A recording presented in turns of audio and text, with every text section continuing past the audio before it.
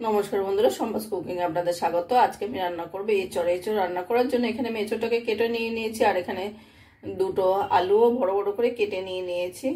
চলুন দেখে নেওয়া যাক কিভাবে আমি এঁচড়টা রান্না করি।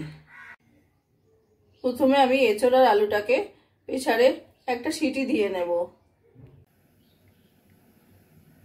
এঁচড় সিদ্ধ হতে হতে আমি মশলাটা রেডি করে নেব। সেজন্য কড়াইতে তেল গরম বসিয়ে দিয়েছি। দিয়ে দেবো জিরে, তেজপাতা আর এলাচ ফোড়ন। এঁচড়টাকে আমি একদম মাংসের মতো করে রান্না করব, সেই জন্য দিয়ে দেবো আমি একটু বেশি করে পেঁয়াজ। এখানে আমি 4-5টা পেঁয়াজ পাতলা পাতলা করে কেটে নিয়ে নিয়েছি। পেঁয়াজটাকে একটু ভালো করে ভেজে নেব। পেঁয়াজটাকে হালকা সোনালি করে ভেজে নিয়েছি। এবার দিয়ে দেবো আমি কেটে নেওয়া দুটো টমেটো। দিয়ে দেবো পরিমাণ মতো নুন, হলুদ, জিরের গুঁড়ো, লঙ্কার গুঁড়ো।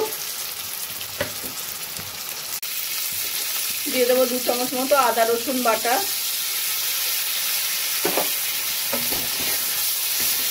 ভালো করে মশলাটা এবার কষিয়ে নেব।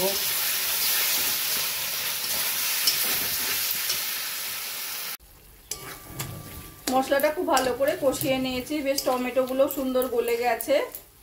এবার দিয়ে দেবো আমি 1 প্যাকেট মিট মশলা। মিট মশলাটাও ভালো করে মশলার সঙ্গে মিশিয়ে কষিয়ে নেব। মশলার মধ্যে দিয়ে দেবো আমি অল্প করে একটু জল।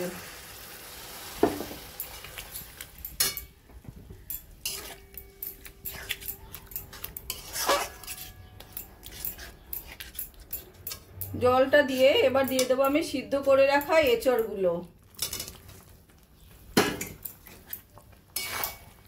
জলটা দিলে পরে মশলাটা ভালো করে এঁচড়ের সঙ্গে মাখাতে সুবিধা হবে। তবে ভালো করে মিশিয়ে নেব। এঁচড় দিয়ে ভালো করে মশলার সঙ্গে মিশিয়ে নিয়েছি।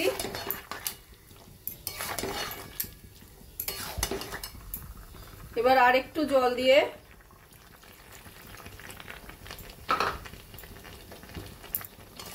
দু 3 মিনিট মতো রান্না করে নেব।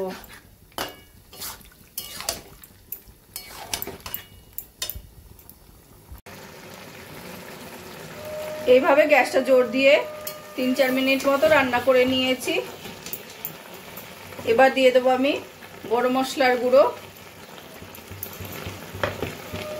আর 1 চামচ ঘি।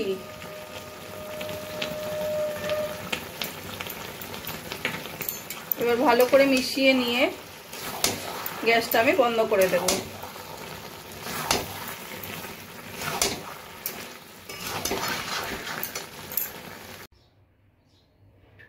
এঁচড় রান্নাটা আমার কমপ্লিট হয়ে গেছে। আমার এই রেসিপিটা যদি ভালো লাগে তোমরা বাড়িতে বানিয়ে দেখতে পারো। গরম গরম ভাত, রুটি, পরোটা সবকিছু দিয়ে খেতে অসাধারণ লাগবে। আর কমেন্ট করে জানাবে কেমন লাগলো। প্লিজ লাইক, শেয়ার ও সাবস্ক্রাইব করবে। আর যদি ফেসবুক পেজ থেকে দেখো ফলো করে নিও প্লিজ।